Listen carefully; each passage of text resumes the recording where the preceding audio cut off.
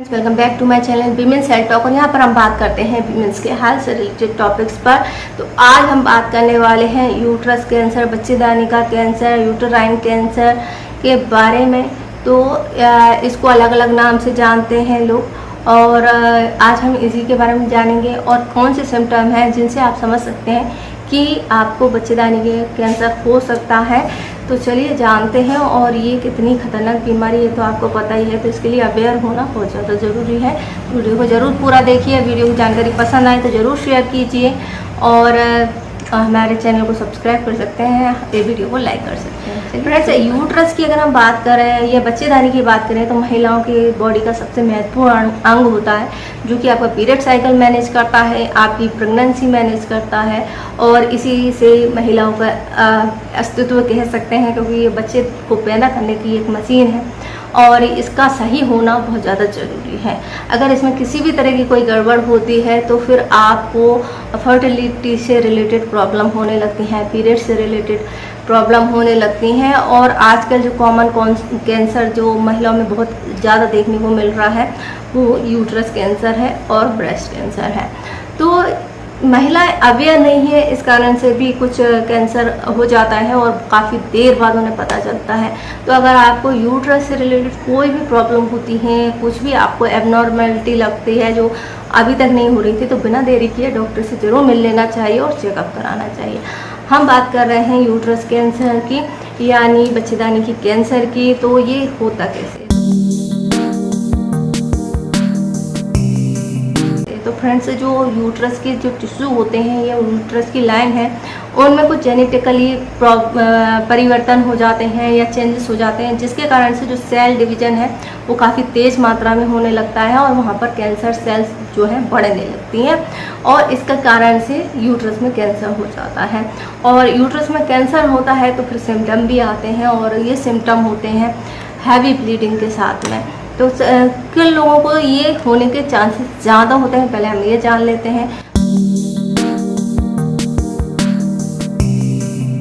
तो इसके रिस्क में वो लोग आते हैं जिनमें कि या तो प्री मेनोपॉज हो गया है, यानी कि उनके पीरियड या तो बहुत लेट शुरू हुए थे, जो 12-13 साल में चालू होते हैं, वो 12-13 साल में चालू ना होकर 17-18 साल में पीरियड आना शुरू होते हैं, और बंद बहुत जल्दी हो जाते हैं, यानी 40 के पहले अगर आपको पीरियड बंद हो रहे हैं तो हाई रिस्क में ये महिलाएं रहती हैं। दूसरा होता है जिनके बच्चे नहीं हुए होते हैं, तो ऐसी महिलाएं जो है काफ़ी हाई रिस्क में रहती हैं।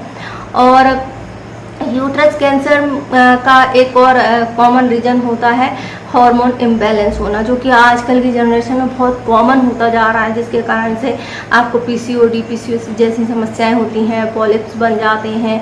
ये गलत लाइफस्टाइल या गलत खाने पीने की वजह से भी हो जाता है। तो इसलिए इसके रिस्क फैक्टर भी ज़्यादा बढ़ गए हैं और इसकी चपेट में महिलाएं इसी कारण से ज़्यादा आ रही हैं।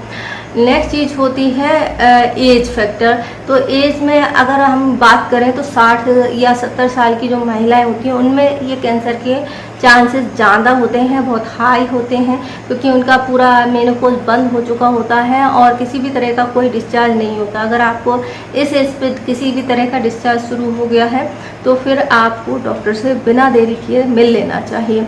अगर और रीजन्स की तो शुगर और हाई बीपी की जो महिलाएं पेशेंट हैं उनमें भी ये ज़्यादा होता है। जैसे कि आपको पता ही है, या शुगर या हाई बीपी के जो पेशेंट होता है उनमें अगर कोई घाव हो बन जाता है या किसी भी तरह का इन्फेक्शन होता है तो वो जल्दी रिकवर नहीं होता और वो उसको बढ़ाता है, और इसी कारण से वहाँ ज़्यादा टाइम तक किसी तरह का घाव या चोट लगने से वहाँ पर कैंसर होने के चांसेस जो हैं बढ़ जाते हैं। तो ये सभी चीज़ें हैं। इसके अलावा अगर हम बात करें तो हमारी गलत लाइफस्टाइल है, हमारा खाना पीना गलत है और हार्मोन्स इम्बैलेंस हैं, तो भी ये इसके रिस्क फैक्टर में ही आता है। तो ये सभी चीज़ें हैं। और अगर हम इसके सिम्टम्स की बात करें, अगर क्या सिम्टम आते हैं,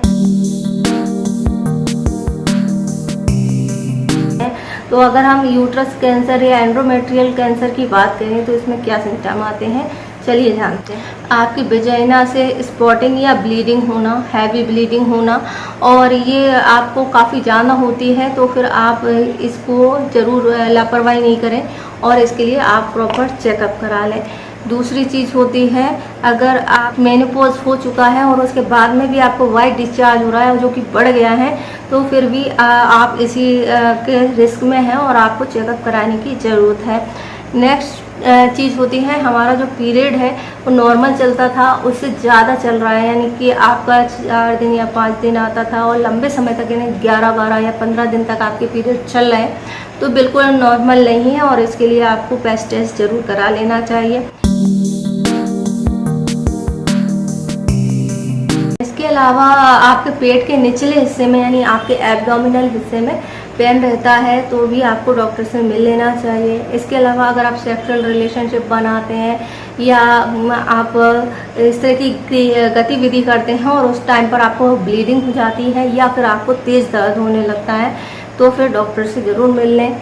और जिन लोगों की एज 40 हो गई है उसके बाद भी अगर आपको पीरियड जो है काफ़ी लंबे चलते हैं, हैवी चलते हैं, तो आप भी डॉक्टर से ज़रूर मिलें। तो ये सभी इसके सिम्टम होते हैं जिससे आप एक अंदाज़ा लगा सकते हैं कि हाँ, जो पीरियड है वो नॉर्मल नहीं है, ये रिस्क में आ रहे हैं। तो इनको नोटिस करें और बिना देरी किए आप अपने डॉक्टर से ज़रूर मिलें। ज़रूरी नहीं है कि ये इसमें कैंसर ही हो, लेकिन ये कैंसर के शुरुआती लक्षण होते हैं, इसलिए आपको किसी भी तरह की कोई लापरवाही नहीं करनी चाहिए, क्योंकि यूट्रस कैंसर जो है काफ़ी टाइम बाद पकड़ में आता है, क्योंकि शुरुआती जो सिम्टम होते हैं काफ़ी नॉर्मल लगते हैं महिलाओं को और इसको लेकर के वो लापरवाही भी करती हैं और इसी कारण से स्टेज जो है उनकी बढ़ती जाती हैं और कॉम्प्लिकेशंस बढ़ते जाते हैं। फिर उनको ट्रीटमेंट कराना पड़ता है। ट्रीटमेंट में आपको पहले पैच टेस्ट किया जाता है और उसके बाद वो तय करते हैं कि आपका कैंसर जो है कितना बड़ा हुआ है। उसके अकॉर्डिंग अगर आपको कीमोथेरेपी देनी होती है तो कीमोथेरेपी देते हैं और सर्जरी के लिए कहा जाता है तो फिर सर्जरी की जाती है, यानी कि आपका पूरा गर्भाशय जो है निकाल दिया जाता है। तो ये इसके ट्रीटमेंट होते हैं। तो बिना देरी किए आप ज़रूर मिल लें डॉक्टर से और अपना टेस्ट ज़रूर कराते रहें। 40 की एज के बाद ज़रूर कराएं। अगर बच्चियां छोटी हैं, आपके घर में हैं, तो फिर इसके लिए वैक्सीन जो है आ गई हैं बाज़ार में और आप उनको लगवा सकते हैं, जिस पर कि मैंने प्रीवियस में वीडियो बनाई थी। ये वैक्सीन जो है 2 तरीके से लगती हैं, एक 13-14 साल की एज में लगती है, एक 17-18 साल की एज में लगती हैं। तो अगर आपके घर में बच्चे हैं तो उनको ज़रूर ये वैक्सीन लगवा दें ताकि उनके भविष्य में आगे किसी भी तरह का यूट्रस कैंसर होने का रिस्क जो है ख़त्म हो जाए। इसके अलावा जिन महिलाओं की फैमिली हिस्ट्री में रहा है, जैसे उनकी फैमिली में दादी को रहा है, मम्मी को रहा है या सिस्टर्स को रहा है, तो ऐसी महिलाएं जो है बहुत ज़्यादा हाई रिस्क में रहती हैं और इन्हें अपना हर साल जो है चेकअप कराते रहना चाहिए। तो आई होप आपको जानकारी पसंद आई होगी। जानकारी पसंद आए तो वीडियो को लाइक कर सकते हैं, शेयर कर सकते हैं, हमारे चैनल को सब्सक्राइब कर सकते हैं। वीडियो देखने के लिए आपका धन्यवाद।